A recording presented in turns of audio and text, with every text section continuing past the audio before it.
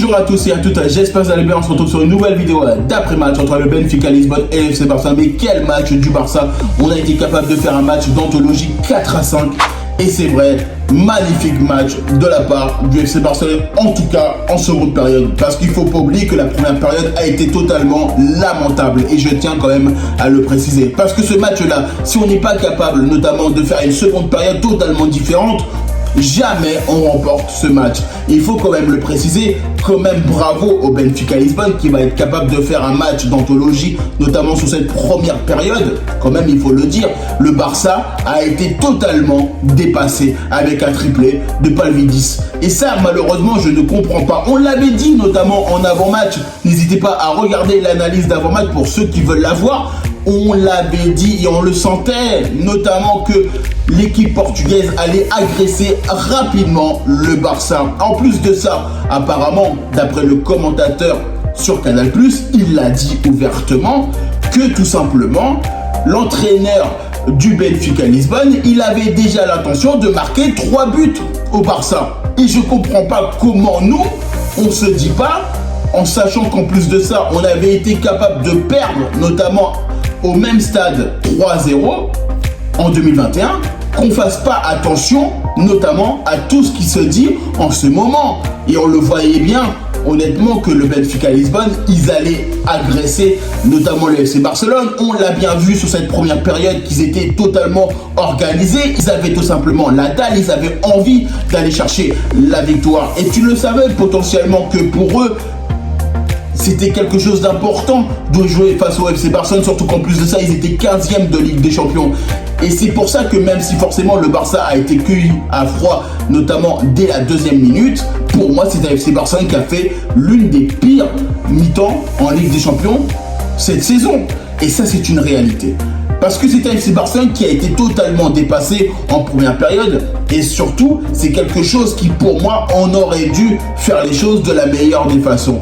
Parce qu'on le savait très bien que de toute façon, jouer au Benfica Lisbonne, ça allait être compliqué. On le sentait, on savait très bien que de toute façon, ils allaient faire le nécessaire pour de toute façon nous bloquer et espérer marquer des buts en contre-attaque. Et c'est exactement ce qui s'est passé. On l'a bien vu que le FC Barcelone notamment a pris 3 buts en première période. Alors il y a quand même quelque chose à parler aussi, même si on a eu ce penalty de Robert Lewandowski qui nous a permis justement à un partout d'égaliser.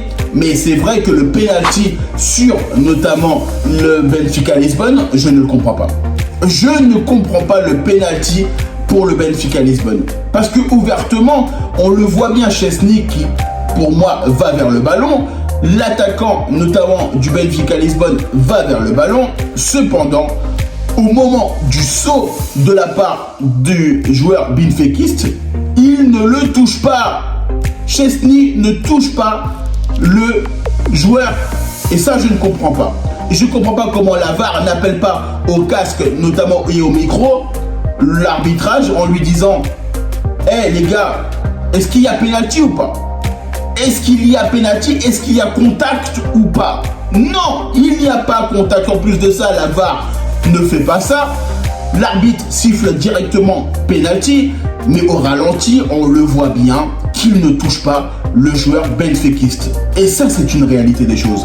Et j'aimerais quand même, à un moment donné, que la VAR soit utilisée à bon escient. Et on le voit bien que la VAR n'est pas utilisée à bon escient.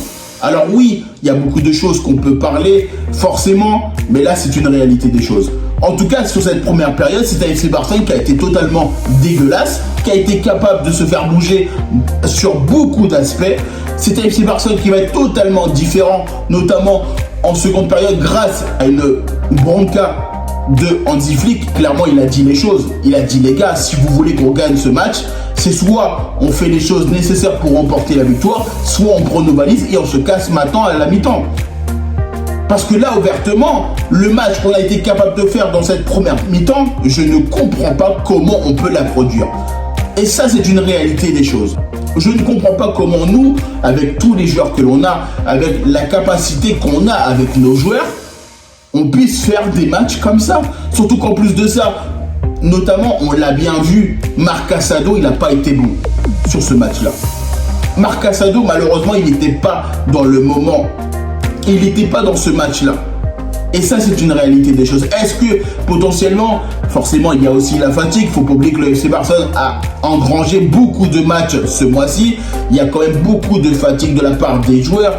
Mais c'est vrai que le petit changement, notamment avec De Jong, ça a été important. Ce moment-là, il a été important parce que oui, le changement avec De Jong, ça apporte un peu plus de stabilité. Forcément, avec aussi Fermín López, on a eu aussi notamment Ferran Torres qui est rentré. Et ça, honnêtement, ça nous a fait du bien. Ça nous a clairement fait du bien parce qu'on a été capable de retrouver le chemin défilé. Et ça, c'est une réalité des choses. C'est un FC Barcelone en seconde période qui a été totalement différent de ce qu'on a été capable de produire en première période. Mais parce qu'on avait la dalle. Parce qu'à mon avis, on sait très bien, Hansi Flick, il a dû péter un boulon. Il a dû clairement leur dire c'est soit on va chercher la victoire, soit on égalise, ou soit on arrête tout de suite. Parce qu'à mon avis, lui, il n'a pas dû rigoler. Il a clairement pas dû rigoler dans cette affaire-là. Parce que honnêtement, le FC Barcelone, avec tous les joueurs que l'on a, avec tout le respect que j'ai, notamment pour les benfiquistes, et on sait très bien que le Benfica Lisbonne est un grand club, est un club d'Europe aussi qui est très qualitatif, le Barça doit gagner. Parce que le Barça a des joueurs pour lui permettre de gagner. On ne peut pas produire ce qu'on a été capable de faire en cette première période.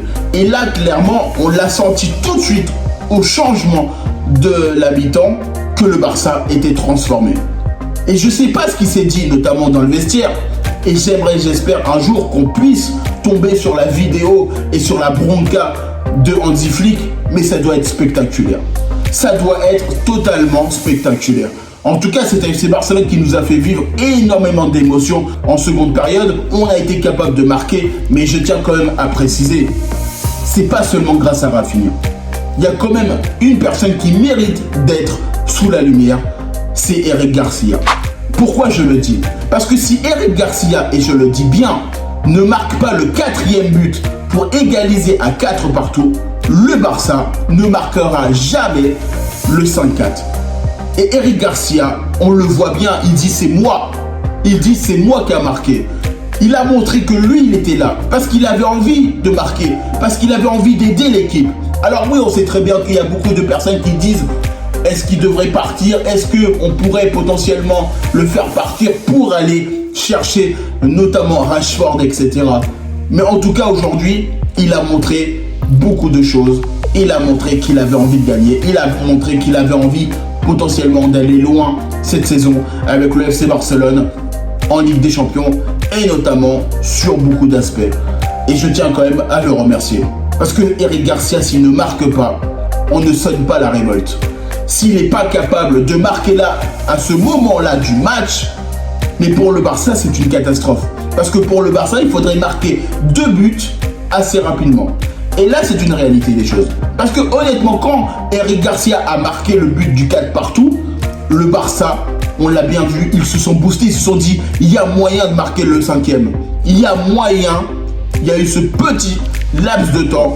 Peut-être que vous ne l'avez pas vu, mais moi, je l'ai ressenti direct, honnêtement, que le Barça avait envie de retrouver une victoire. Et c'est exactement ce qui s'est passé. Parce que quelques minutes, notamment après le but de Eric Garcia, tu vois que le Barça continue à attaquer. Le Barça attaque sans cesse pour permettre justement au FC Barcelone et notamment à Benfica de faire l'erreur qu'il ne faut pas commettre. Et on le voit bien, notamment le redégagement aussi de Ferran Torres pour permettre la passe décisive à notamment Rafinha, c'est grâce à lui aussi. Parce que Ferran Torres, c'est lui qui fait la passe décisive, notamment à Rafinha. Et c'est vrai que, en tout cas aujourd'hui, avec tout ce qui s'est passé, notamment dans ce match-là, je suis quand même content parce que c'est un FC Barcelone qui a quand même souffert.